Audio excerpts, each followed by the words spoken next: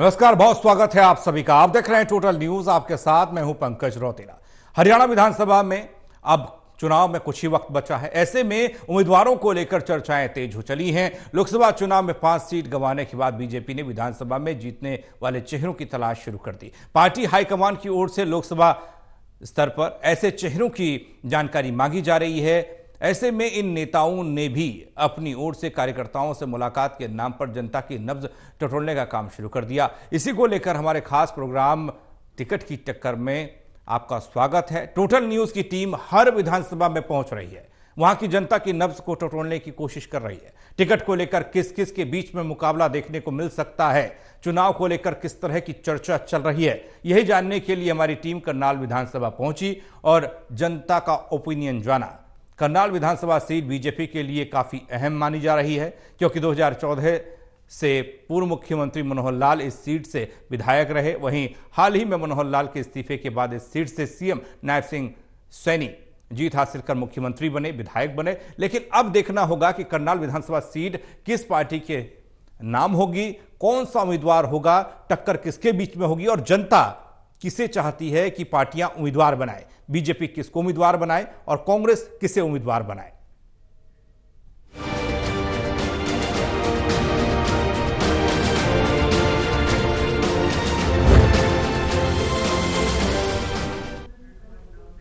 High profile hot seat Karnal विधानसभा की बात करें, उस पर चर्चा करें। हमारे साथ चर्चा में मौजूद हैं देवेंद्र कथुरिया, एसोसिएट एडिटर पानीपत से। हमारे साथ मौजूद हैं doctor Mahesh Kumar, associate editor Hisar, Virendra Soni ji, वरिष्ठ पत्रकार। आप तीनों का स्वागत है। चर्चा करें उससे पहले खबर रिपोर्ट के जरिए देखिए।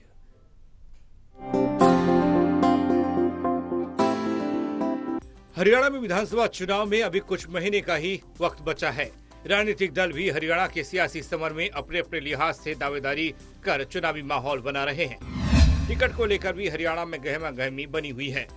पार्टी इस बार किस आधार पर टिकट का वितरण करेगी, पार्टी किस पर भरोसा जताएगी, इसी को लेकर मौजूदा विधायकों की धड़कनें भी तेज हो चुकी हैं। साथ ही उन्हें टिकट कटने का भी डर सताने लगा है। यही सब जानने के लिए हम लगातार जनता के बीच में पहुंच रहे हैं और एक एक करके सभी विधानसभाओं में जाकर जनता का ओपिनियन जान रहे हैं। इसी कड़ी में 11 और 12 जुलाई को हमारी टीम करनाल विधानसभा क्षेत्र पहुंची, जिसका सैंपल साइज 204 है। करनाल विधानसभा पूर्व मुख्यमंत्री मनोहर लाल का गढ़ रहा है। 2019 के हरियाणा विधानसभा चुनाव में मनोहर लाल ने कांग्रेस के त्रिलोचन सिंह को हराकर यह सीट जीती थी। वहीं लोकसभा चुनाव लड़ने के लिए विधायक पद से इस्तीफा दे दिया था, जिसके बाद नायब सिंह सैनी मनोहर लाल की विरासत को बचाए रखने के लिए चुनाव मैदान में उतरे और जीत हासिल की। पूर्व सीएम मनोहर लाल 2014 से इस सीट पर काबिज थे। इस लिहाज से बीजेपी के लिए सीट काफी अहम है। हमारी टीम ने यही जानने की कोशिश की कि 2014 से बीजेपी का इस सीट पर कब्जा है, लेकिन क्या एक बार फिर से सीट बीजेपी के खाते में जाएगी या कोई और पार्टी इस सीट पर अपना कब्जा जमाएगी। ये सब जानने के लिए टीम करनाल के 25 से ज्यादा इलाकों में पहुंची और सभी वर्ग, जिसमें गरीब, अमीर, मध्यम वर्ग, पुरुष, महिलाओं से जानने की कोशिश की कि इस बार करनाल विधानसभा से किसे टिकट मिल सकता है, किसके नाम की चर्चा चल रही है, बीजेपी इस बार सीट से किसे उम्मीदवार बनाएगी। इस ओपिनियन पोल को पूरी तरह से गोपनीय रखा जाएगा। इसमें किसी भी व्यक्ति की पहचान का खुलासा नहीं किया जाएगा। यह सिर्फ एक विचार है, इसका चुनाव से कोई लेना देना नहीं। Election desk, total news.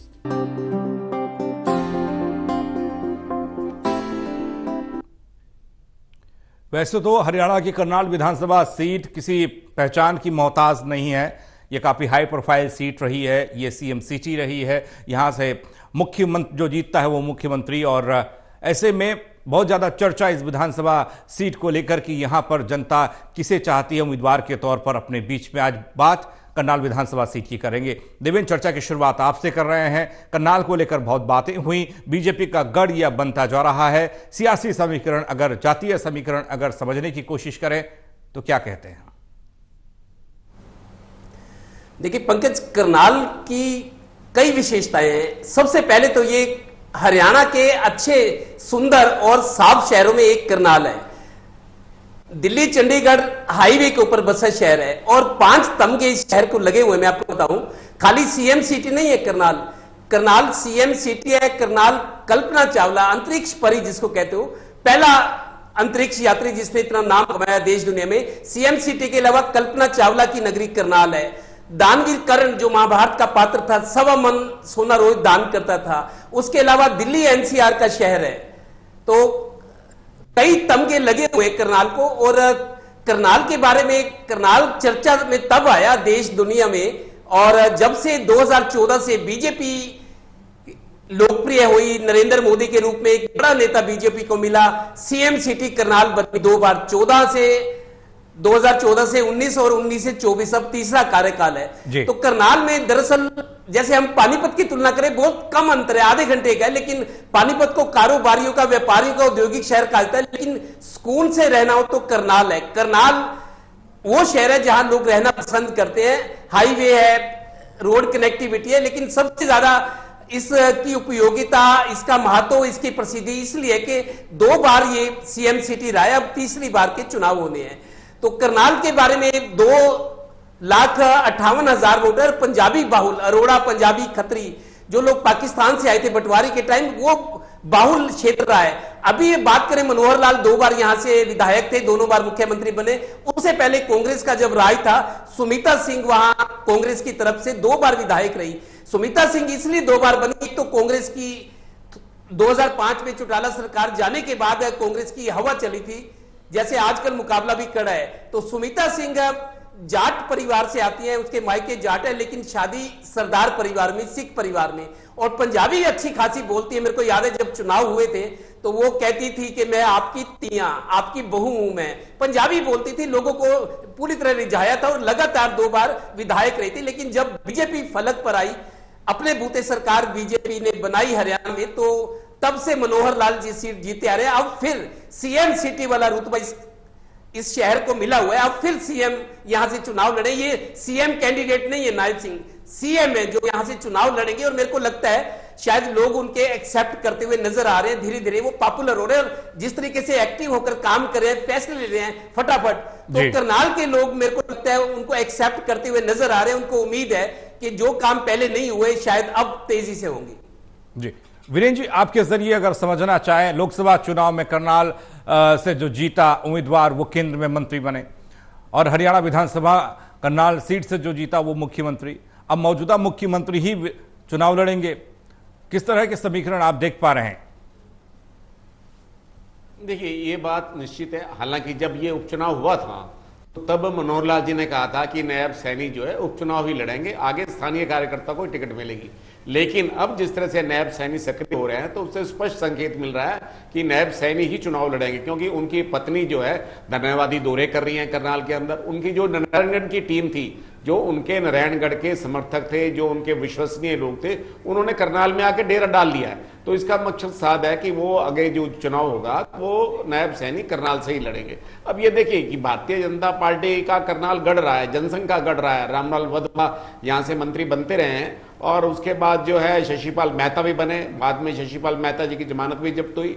चंद्र प्रकाश कथूरिया भी यहां से चुनाव लड़ा, उनकी भी जमानत जब्त हुई। तो कुल मिला के ये देखा जाए कि ये भारतीय जनता पार्टी का गढ़ तो है, यहाँ नए लोगों को भी मौका दिया भारतीय जनता पार्टी ने। सतीश खालड़ा को मौका दिया, चेतन दास भंडारी आए तो उन लोगों को भी मौका दिया, सेठ लक्ष्मण दास तो विधायक बने। लेकिन इसके अलावा अब ये देखा जाए, जो बाहरी लोग हैं वो यहां पर भारी हो रहे हैं। जो स्थानीय कार्यकर्ता उनमें टीस जरूर है कि अगर हम लोगों को मौका नहीं मिलेगा तो हम जो स्थानीय हैं, तो एक टीस तो उनकी दिखाई देती है, और टीस बनती भी है कि अगर बाहर के लोग आकर यहां पर हावी हो जाएंगे तो स्थानीय कार्यकर्ताओं में कहीं ना कहीं रोष का उभरना स्वाभाविक है। और भारतीय जनता पार्टी का यह भी देखने की वाली बात है कि लोकसभा में मनोहर लाल जी को जो है 40,000 की लीड मिली है। मतलब करनाल संसदीय क्षेत्र में तीसरे नंबर पर जो है करनाल सिटी रही है। और अब ये देखिए कि विधानसभा चुनाव में नायब सैनी को उनसे 1500 वोटों से ज्यादा की जीत हुई है। तो ये देखा जाए कि भारतीय जनता पार्टी की 2014 में 63,000 से जीत थी, फिर 45,000 की हुई, फिर 41,000 की हुई। तो भारतीय जनता पार्टी के ग्राफ में कमी तो आती जा रही है। जी महेश, इस तरीके से हर सीट की अपनी महत्वता होती है, वहां से जीतने वाले उम्मीदवार महत्व रखता है, वहां का विकास वो किस तरीके से करता है इसको देखा जाता है। लेकिन जहां से जीतने वाला उम्मीदवार, विधायक या फिर लोकसभा जाने वाला सांसद वो जीतता हो, तो वहां की तस्वीर अलग चश्मे से देखी जाती है। और करनाल को अगर हम देखें और ऐसे क्षेत्रों को देखें जहां पर हाई प्रोफाइल सीटें रही हैं जहां से विधायक निकलकर बड़े मंत्री बने हैं या सांसद निकलकर केंद्र में मंत्री बने हैं, करनाल को कितने नंबर देंगे, किस हिसाब से आंकेंगे?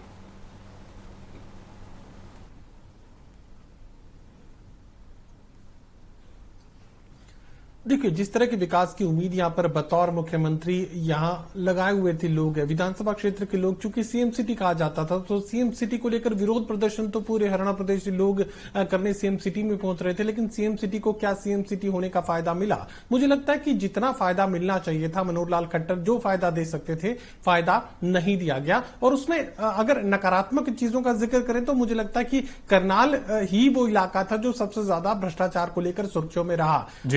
राष्ट्रीय अखबारों की बड़ी बड़ी हेडलाइंस बनी और तमाम हेडलाइंस में जिक्र करनाल का था। करनाल में करोड़ों का भ्रष्टाचार, और भ्रष्टाचार भी ऐसा कि कह सकते हैं कि मुख्यमंत्री के कैंप ऑफिस से कुछ 100 मीटर की दूरी पर दूसरा कार्यालय, और वहां पर करोड़ों का भ्रष्टाचार। और ये कैसे संभव था कि जो कैंप ऑफिस के लोग हैं, मुख्यमंत्री के जो जिम्मेदार लोग हैं, उन्हें इस भ्रष्टाचार की जानकारी नहीं मिल पा रही थी। तो भ्रष्टाचार को लेकर यह इलाका लगातार सुर्खियों में बना रहा। मनोहर लाल खट्टर सरकार का जिक्र मैं कर रहा हूं, अब नायब सरकार आई है, स्थानीय लोगों को एक कहा गया कि एक बार आप चुनाव में मदद कीजिए, उसके बाद ये इलाका वापस आपके लिए छोड़ दिया जाएगा। लेकिन ना तो लोकसभा के लिए और ना ही विधानसभा के लिए ये इलाका भारतीय जनता पार्टी छोड़ने जा रही है। जब भी लोकसभा की टिकट की बात आती है तो बाहर से कोई ना कोई जो है इस टिकट पर अपना दावा सामने रख देता है, और यहाँ के लोग जो है उन्हें चुनने का काम भी करते हैं। और जिक्र विधानसभा का करें तो विधानसभा में भी कमोवेश इसी तरह की स्थिति देखने को मिली। यहाँ मुख्यमंत्री का अपना विधानसभा क्षेत्र होने का कोई खास एडवांटेज, कोई खास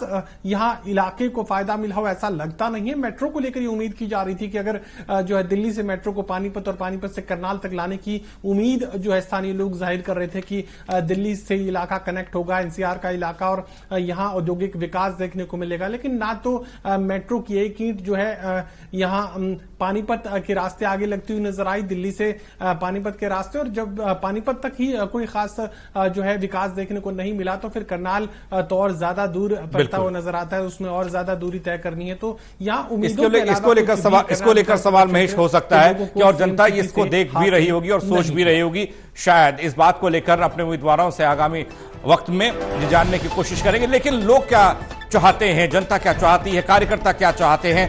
इस सीट पर बीजेपी की बात की जाए तो बीजेपी को लेकर ओपिनियन पोल लोगों का आपके सामने है। नायब सिंह सैनी यहां से विधायक हैं, उपचुनाव उन्होंने लड़ा, मुख्यमंत्री भी हैं।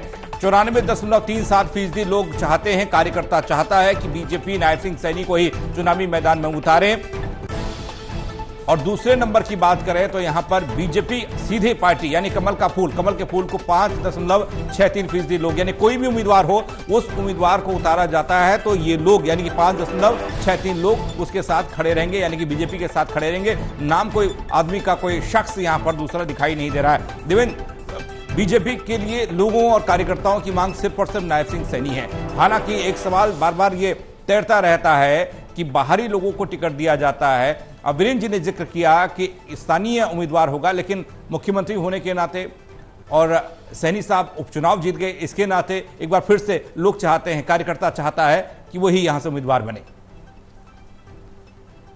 देखिए पंकज, एक तरह से क्लीन स्वीप कहते हैं, जैसे क्रिकेट में कहते हैं ना क्लीन स्वीप, कोई नहीं टिक रहा।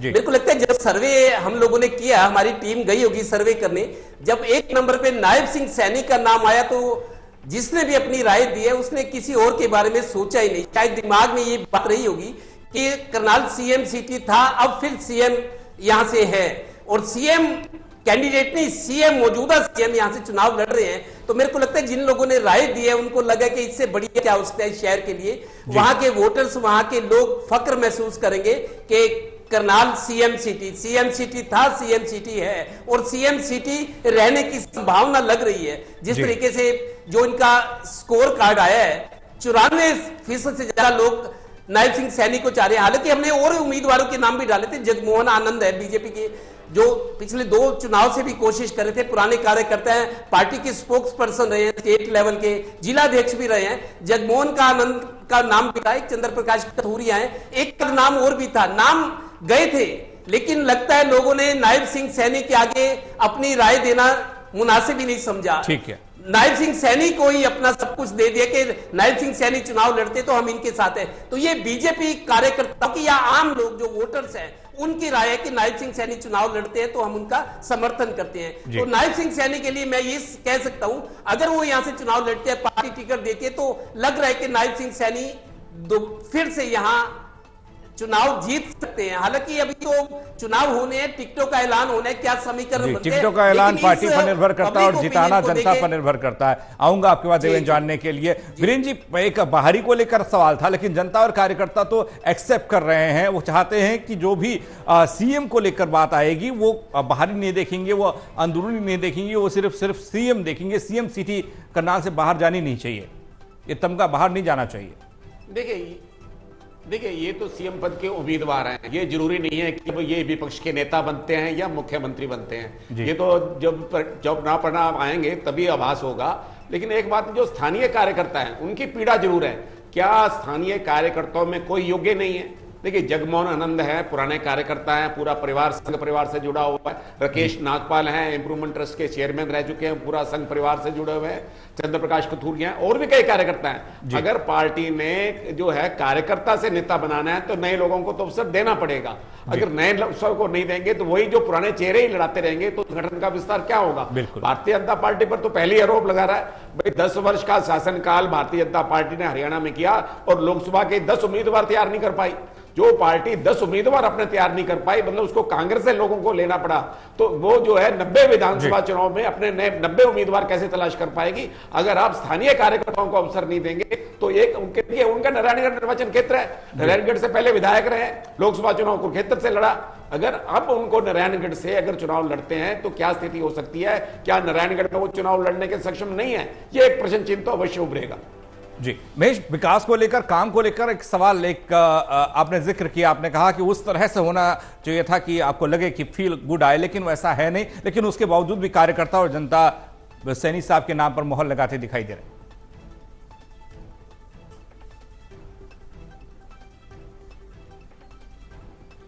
देखिए, मेरे लिए तो यहाँ पर ये संशय की स्थिति बनती हुई नजर आ रही है। कैसे संभव है कि किसी स्थानीय उम्मीदवार को एक भी वोट हासिल नहीं हुआ? 0.02% भी अगर वोट हासिल होता तो भी मुझे लगता कि किसी स्थानीय उम्मीदवार को एक वोट तो हासिल हुआ। क्या नायब सिंह सैनी के करनाल विधानसभा क्षेत्र में जाने से पहले कोई वहां पर टिकट का दावेदार नहीं था? अगर टिकट का दावेदार था तो क्या उसका अपना कोई वजूद नहीं था? नायब सिंह सैनी कुछ दिनों पहले करनाल विधानसभा क्षेत्र में पहुंचते हैं।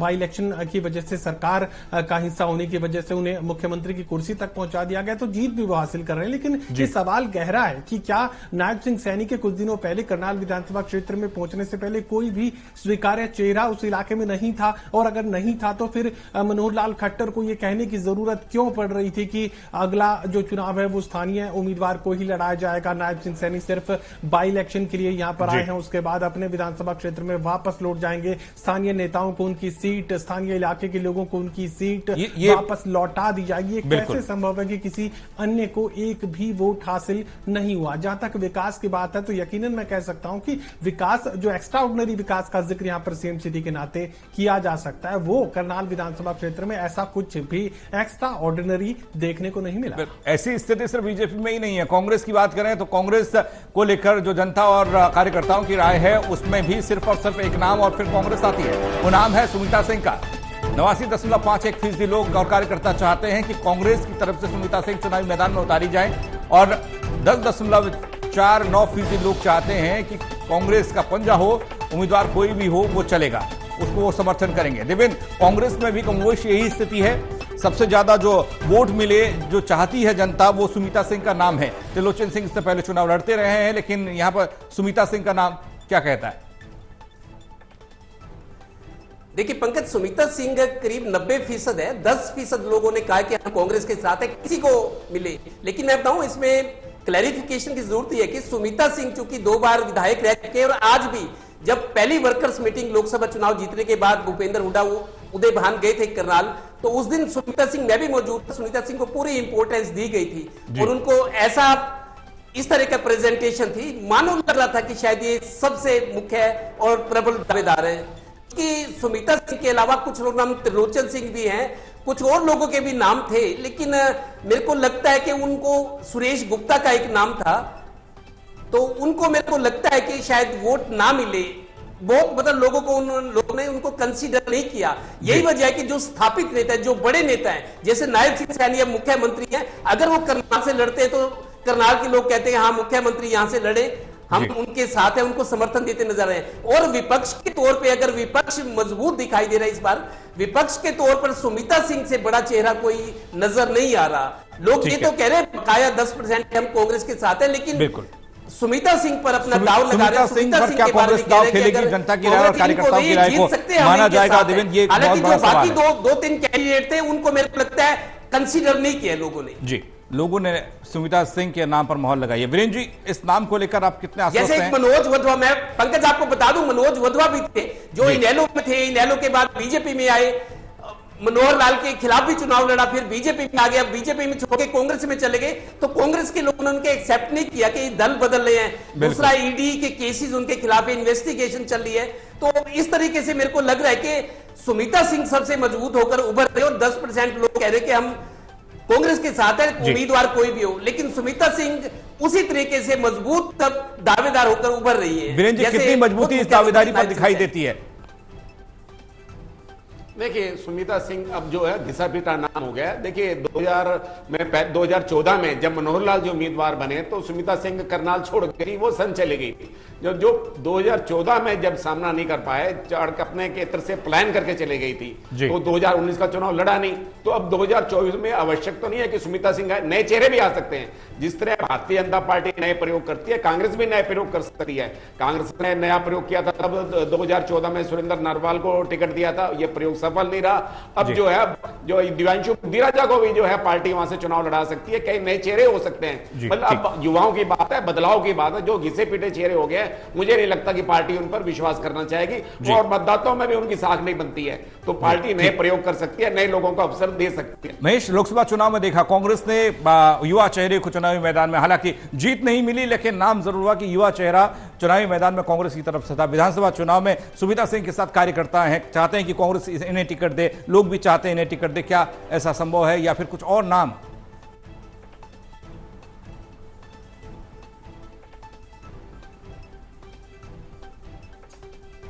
देखिए, दोनों ही विकल्प खुले हैं। ये संभव है कि किसी नए चेहरे पर पार्टी दाव खेले, लेकिन मजबूती यहां पर जरूर पार्टी देखती हुई नजर आएगी। यहां पर किसी भी तरह का रिस्क लेने की स्थिति में मौजूदा जो कांग्रेस पार्टी है, ना तो राष्ट्रीय स्तर पर ना ही प्रादेशिक स्तर पर किसी भी तरह का रिस्क लेने के मूड में नजर आएगी। मुझे लगता है कि यह संभव है कि सबसे मजबूत जो चेहरा है, कम से कम उस पर पहले दाव लगाकर देख लिया जाए, क्योंकि उन्हें उस विधानसभा क्षेत्र की समझ भी है, उनके अपने जो व्यक्तिगत जो बूथ एजेंट्स है वो भी वहां पर मौजूद रहते हैं। कांग्रेस पार्टी संगठनात्मक लिहाज से तो बेहद कमजोर है ही, संगठनात्मक नियुक्तियां नहीं की गई हैं, थैला उठाने वाले लोग जो है व्यक्तिगत स्तर पर उम्मीदवार को खुद तलाशने पड़ते हैं। तो ऐसे में ये जरूर थोड़ी प्रायोरिटी यहां पर देने की कोशिश की जाएगी कि जो चुनाव पहले लड़ चुका है और दोबारा से उसकी स्वीकार्यता काफी ज्यादा अगर बनती हुई नजर आ रही है, अगर सर्वे में उसका नाम सबसे ऊपर आ रहा है, तो फिर हो सकता है कि पार्टी रिस्क लेने से बचती हुई नजर आए। लेकिन संभावनाएं हैं, राजनीति में कुछ नए लोगों को एडजस्ट करना होता है, तो चलो देखने वाली बात होगी। मैं तो इजाजत समय नहीं दे रहा है आगे चर्चा को बढ़ाने का, मैं माफी के साथ रोक रहा हूं आपको। बहुत शुक्रिया आप तीनों का हमारे साथ जुड़ने के लिए।